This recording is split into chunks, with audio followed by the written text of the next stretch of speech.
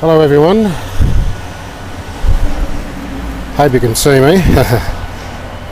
Anthony Craig. I'm outside Prime News 7 at Orange.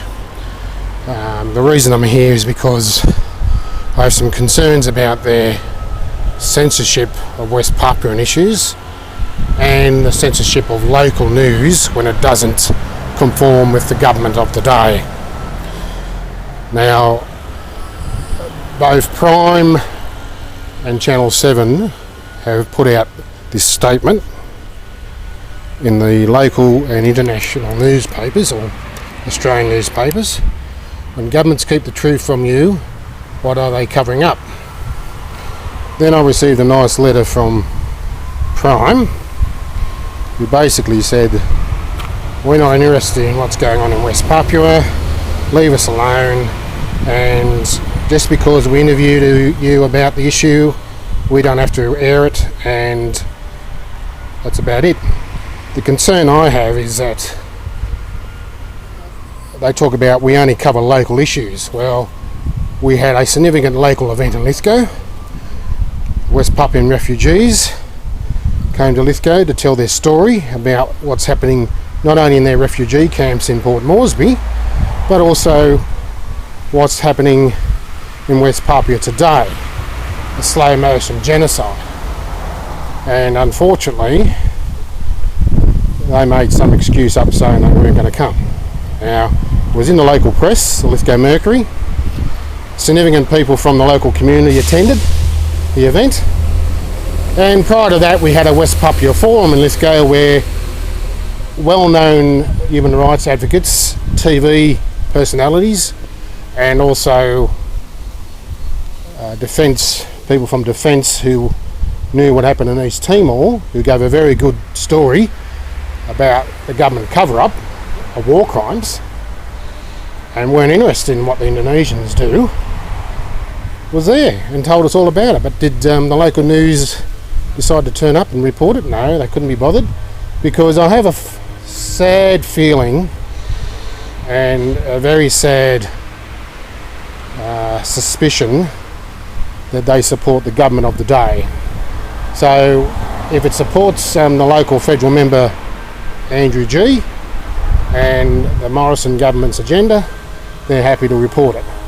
But if it's not, then they won't report it, and in fact do everything they can to discourage reporting of things that don't cover or come in within the status quo of the government of the day.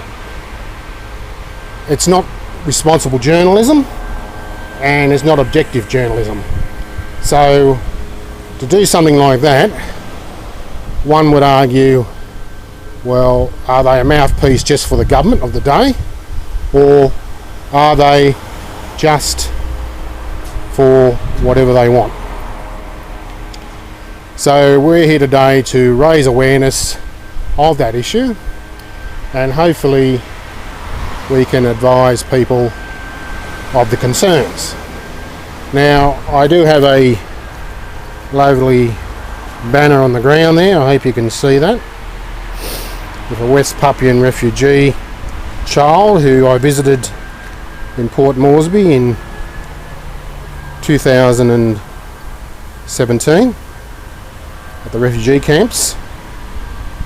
Something that no one wants to talk about, what's going on in West Papua. And over here we have another well documented issue. Julie Bishop has not only sent me letters confirming that West Papua refugees exist in Port Moresby, but there's a very good and strong indicator of evidence that they are covering it up, war crimes in West Papua, like they did in East Timor. And when you have defence intelligence officers say things like that, then you've got to wonder what the hell our government is doing.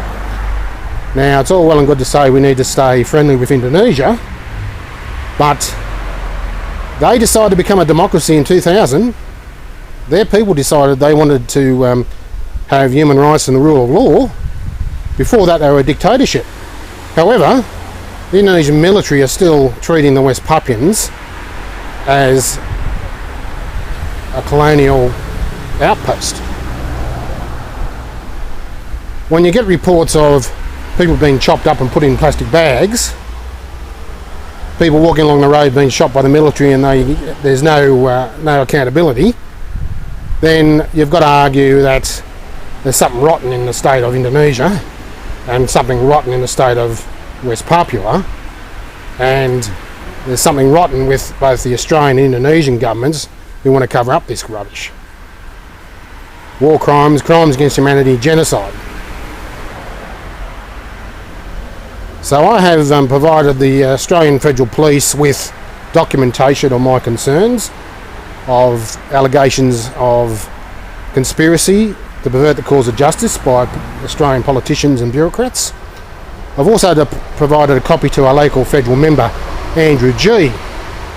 Now, funny enough, Andrew, his office has received the documentation, but for some unknown reason it's been almost over a month, almost 2 months now, and they just can't send me a letter acknowledging that they've received the documentation. So I'm going to be popping around to their office after here, and also having a bit of a chat to see where we go with it.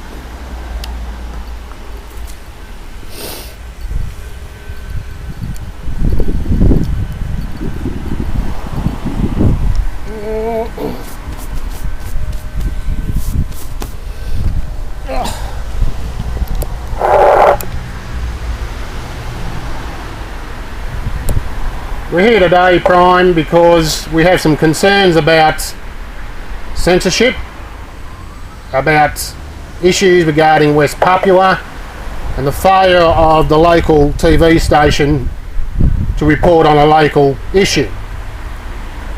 Now, I find it hard to believe that Prime can talk about other local issues, but when it becomes a bit controversial against the government of the day, they're reluctant to say anything or do anything about it. Local issue, yes, it was a local issue. The West Papuan refugees did turn up to Lithgow.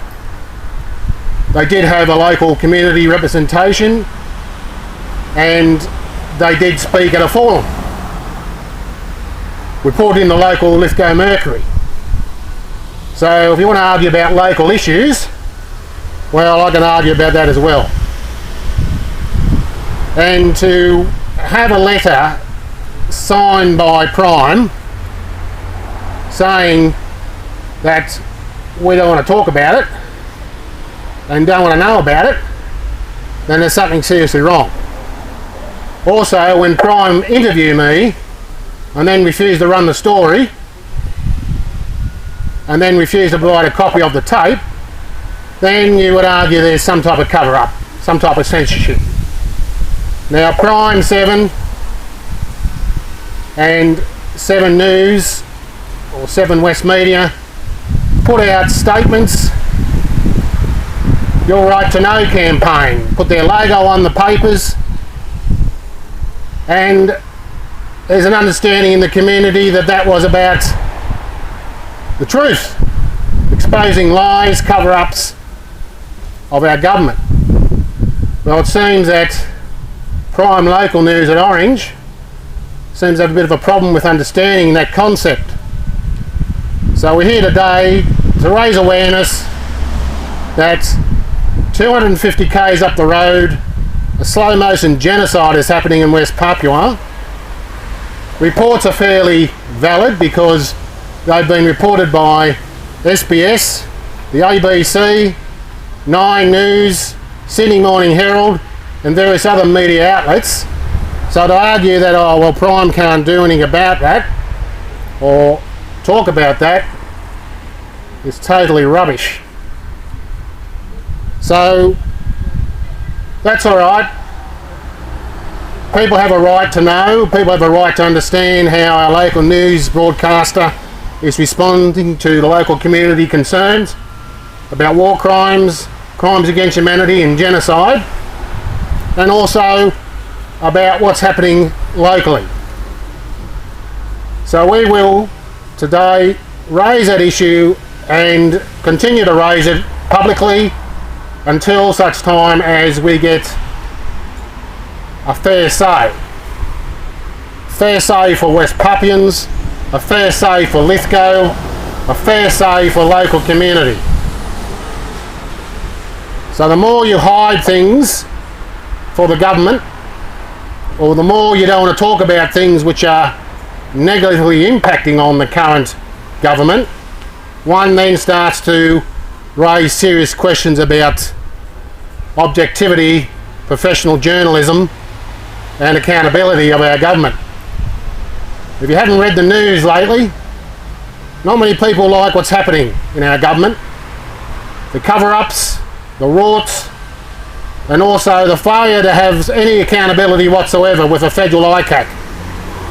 So if we want to continue down that track, no accountability of our federal government, then that's fine, but it's not going to help our children and our grandchildren in the future. It's not going to help it when our government goes to war on a lie. It's not going to help people who are dying, children who are dying, 250 k's up the road. Yet we're happy to send troops to Iraq and Syria on a lie or on false information. It's very interesting, isn't it? Very, very interesting.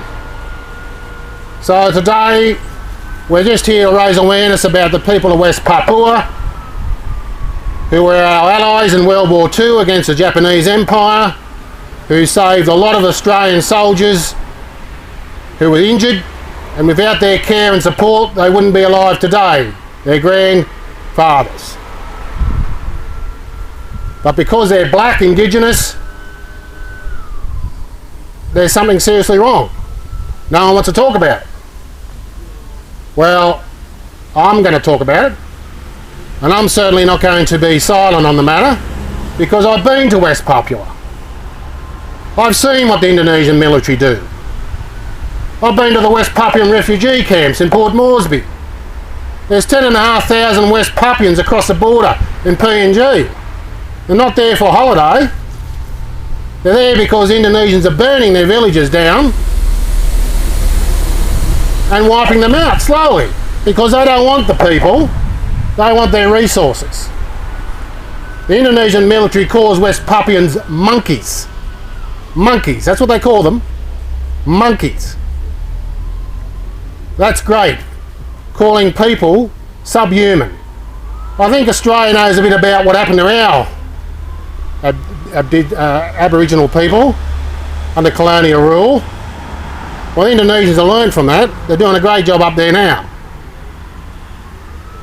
So we'll keep raising the issue. It doesn't matter whether Prime wants to run stories or not. I couldn't care less. I know where they stand on human rights, the rule of law, especially for our friends and allies, the West Papuans, 250 k's up the road from Australia. It's all pro-Indonesia now. It's all, well, you know, we don't care what Indonesia do. Kill a few Australian journalists, the Balabo 5, that's okay. Wipe out a whole population in East Timor for 25 years, that's okay. We don't care. As long as they're nice to Indonesians, they might be nice to us. Well, if that's the case, how sad are we as Australians? We have no ethics, no values anymore. Chuck them all out the door, down the toilet. Very sad indeed. Well, guess what? The international community citizens are finding out, and they're going to start asking some serious questions of our broadcasters and our local radio and TV stations who refuse to run stories on it. They're going to ask, well, what are you doing? Are you covering up for the government of the day? Or what? It's okay. We've got all the evidence we need about what's going on in West Papua.